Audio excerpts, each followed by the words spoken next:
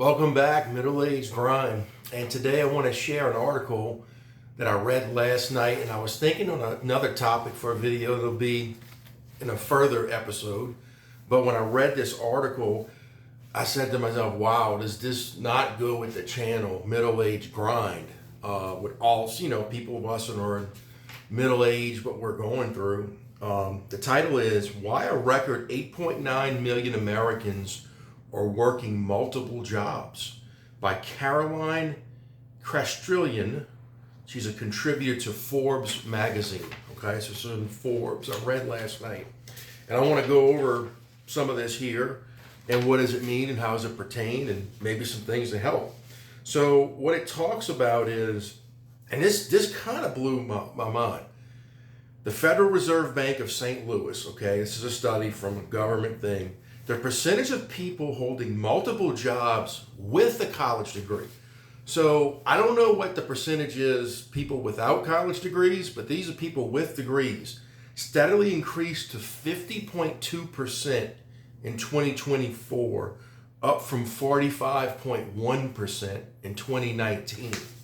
Now, I know that's a significant increase, but even back in 2019, 45 out of 100 people with degrees were doing something else on the side, okay? So this doesn't mean necessarily, let me clarify this, people have two full-time jobs, all right? It's not what this means. This means people have a full-time job, but they're doing something else on the side to bring in extra money, okay? To help with multiple expenses, okay? And it says why so many employees, particularly with those with college education, are taking on multiple jobs. The answer lies in the intersection of economic necessity and opportunity, okay? So he gives an example. A graphic designer gets off at 5 o'clock and goes eats dinner and whatever, and then by 6:30, 7 o'clock at night is doing website designs and logos for small businesses. That's just one example, okay?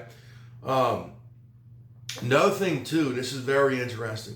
Since 1994, all right, which 30 years ago basically, the percentage of college graduates in the United States went from 21.2 to 37.7. What does that mean? Basically, the amount of college graduates doubled in that time frame. So 4 in 10 people now have a college education. So you're dealing with higher competition for certain jobs, okay? Another thing too, and I was kind of blown away by this. The average work week for all employees on private non-farm payrolls went from 34.3 hours in February of 24 to 34.1 in February of 25. So most people working quote unquote full time in non-farm payroll jobs aren't even working 40 hours, according to this, study here by the Federal Reserve. So as we all know, inflation's a big thing. It's kind of come down over the past couple of years, but it continues to go up. And we know rising costs of everything from food to insurance to you name it. Give you one example. I'm a family of 6, 4 kids, my wife and myself. I looked in at what it would cost for us to go to Disney World for one day. One day. It's $1,100 to go to one park for one day. That's not buying food. That's not getting there. Nothing else. That's mind blowing, guys. You're talking about $1,000 a day just to say hello. And a lot of people, it's just not in the cards. That's just one example. So what are some of the people doing? Gig economy, Uber's big, door dashing kind of thing. Airbnb, it talks about, I guess people can rent out their rooms. Remote work has become big. And just, I've heard people doing everything from grass cutting to yard work, handyman services. I've even know someone who washes clothes on the side, from a business and takes it home and they pay her so much. People are doing different things to make extra money. And one thing it talks about strategies for managing multiple jobs. It says Federal Reserve data shows multiple job holders only earn about 1,000 more annually than single workers. So what this tells me is that, yeah, this study is not saying everybody has 2 full-time jobs. You don't go work 8 hours, come home, and go work an 8-hour shift at Walmart stocking shelves. That's not what it's saying. And it's saying you need to be realistic about your time and management and doing certain things. So if they're only earning 1,000 more annually and single job holders, that's what, about under $100 a month. So I guess a lot of these aren't significant earning opportunities. It's just something that people are doing a little bit on the side. It's saying this is a good statement. Look for secondary employment that builds on your existing expertise or develops new skills relevant to your career goals. This approach can transform your second job from merely a source of income into a strategic career development opportunity. And what I take out of that is, rather than just doing something to make money, if whatever your particular specialty is, look on leveraging that. You can be a resource to somebody maybe and turn it into a more significant source of income than just doing little side job things. And it talks about this, establish firm time boundaries between your jobs to prevent burnout and maintain performance quality. And I think that's a big thing, we are a 2-parent household and we take pride in being there for our kids and, having family dinner every night and making most every sporting event or extracurricular thing we can.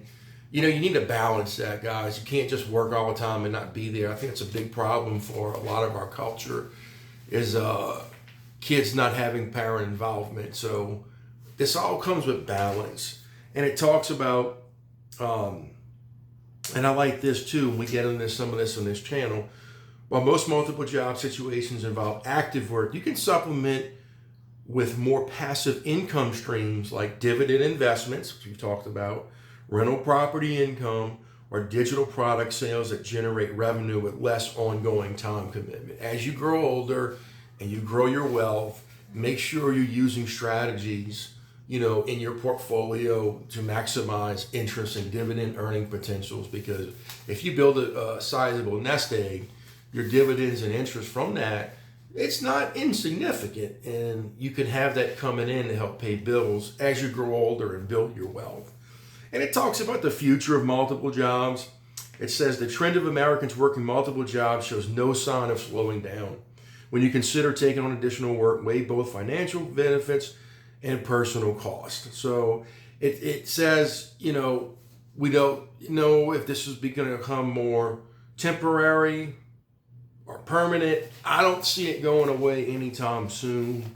I think people just have to balance cost of things, and things are just expensive in this time. And I thought about this back in growing up in my neighborhood. And look, we grew up middle class, good middle class, my neighborhood, kind of what we're in now, my wife and I. But I thought of my parents. My parents worked hard. My dad worked at an oil refinery. My mom worked at the bank and the post office. They never took on side hustles. It's just, I don't ever remember my dad going to do anything to make extra money. They didn't have to, and that was great. And I mean, I don't know their whole situation. I know they did well, and we had great life and everything. And most people in my neighborhood, I remember a friend's dad doing some stuff like that, floor jobs and that kind of thing. But I don't remember most people in my neighborhood, parents that I knew of, doing that kind of stuff. Now keep in mind, this was the 90s and internet was just getting started, so there wasn't a lot of that going on. But there always was like grass cutting, and that's never going to go away. But I don't remember like dads and stuff doing too much of that per se, other than one of them. And then like in my neighborhood, I was just kind of going down the line, and some of the people that I know, I think it is kind of like 50-50. Like one of my neighbors has a full-time job, and he consults for a lawyer friend of his, and he doesn't make a ton from it. He makes something, and kind of like going down the line, house to house. And it seems like it's kind of like that, where people have their full-time gigs, but then they might do a little something extra to help pay for things, I guess. But I think this is just part of figuring it out, paying all your expenses, saving for retirement, paying for kids stuff. If you have any ideas, I'd love you to leave it in the comments, or what do you do, or some things for side hustling, or to help things out. But when I read this article, I said, wow, this maybe is the most relevant article to this channel. What I'm trying to do is the ones of us who are in this middle age with kids, and you don't necessarily have to have kids, but we're just trying to figure it out, to the people who get to retirement age, because once you get to retirement age, you pretty much have to have it figured out to live a decent retirement. But I'm 42, will be 43 in a couple of months. I'm looking at a runway minimum of 20 years, probably more like 30 years of working.